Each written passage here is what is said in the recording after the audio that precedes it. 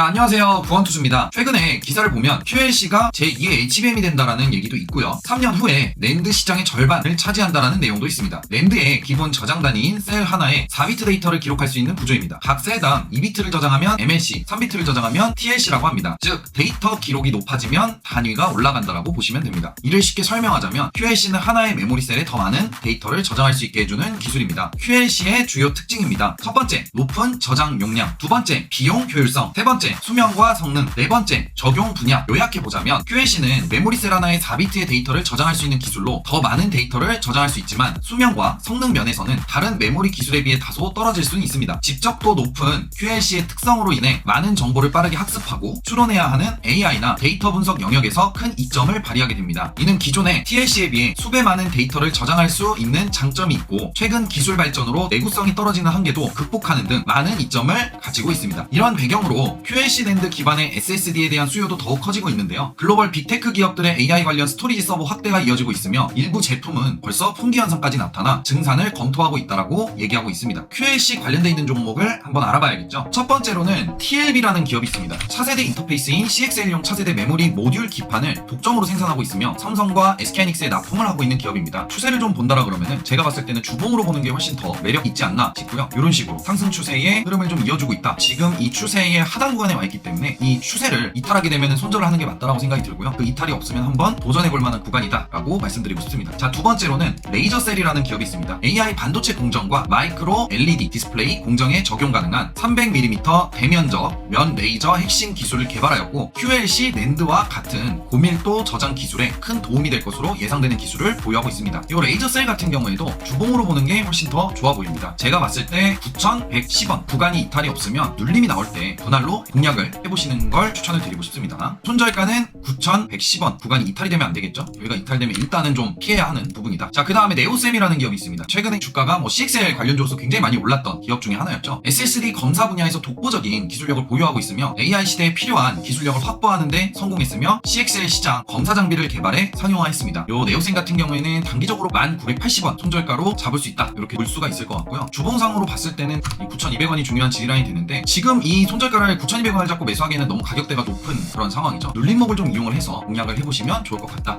그래서 눌림목이 나올 때까지 좀 기다려보시는 게 어떠한가 싶습니다. 자, 그 다음에 한양디지텍이라는 기업이 있습니다. D램 메모리 모듈과 SSD를 공급하는 기업으로 삼성전자의 SSD를 납품받아 여러 부품 회사들의 재료와 함께 ESSD 모듈을 납품하고 있다라고 보시면 될 것 같습니다. 주가가 쭉 밀렸다가 기술적 반등이 밑에서 나오고는 있으나 매수를 하기에는 아직까지는 좀 부담스럽지 않을까 그런 생각이 좀 들고요. 손절가를 좀 잡아본다면 주봉상 22,600원 요 구간이 이탈이 없다라 그러면 눌렸을 때 좀 공략을 좀 해보시는 게 어떤가 보여지고 있습니다. 자, 그 다음으로는 ENF 테크놀로지라는 기업이 있습니다. QLC 낸드와 같은 고밀도 저장 기술은 시각 공정을 굉장히 여러 번 반복해야 하는데 요 ENF 테크놀로지 제품은 QLC 낸드 제조에 중요한 역할을 또 하고 있는 기업입니다.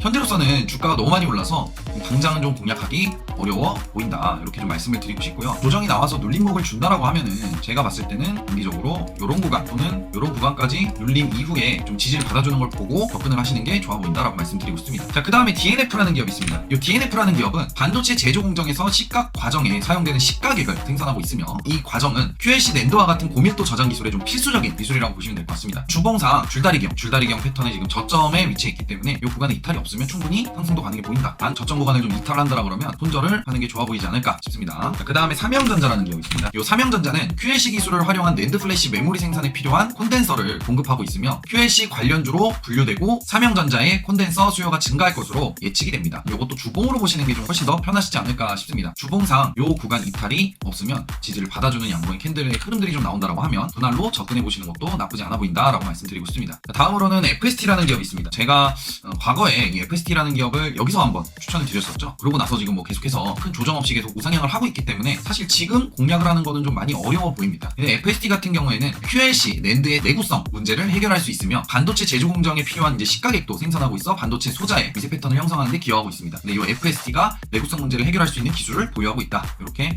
보시면 될 것 같습니다.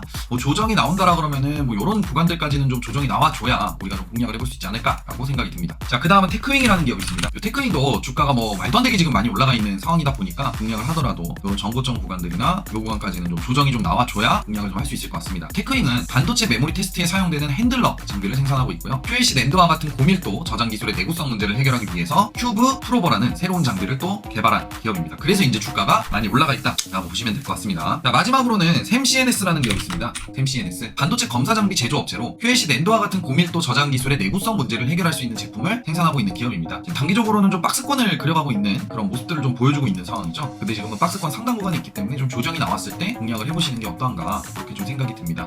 단기적으로 공략을 한다라 그러면 주봉상 요 구간이죠. 7,700원 구간 이탈이 있으면 안 된다. 한번 좀 단기적으로 공략도 가능해 보인다라고 말씀을 드려보고 싶습니다. 앞으로 3년 후에 낸드 플래시 시장 절반이 QLC로 변한다라는 모멘텀들이 있기 때문에 최근에 많이 올라가 있는 종목보다는 TLB, 레이저셀, 샘CNS, 삼형전자, 네오셈 정도 요 정도 좀 주목해 보시면 어떠할까라고 말씀드리며 오늘의 강의는 마무리하도록 하겠습니다. 투자의 판단은 여러분들께 있으니 전략 잘 짜서 성투하시길 바라겠습니다. 감사합니다.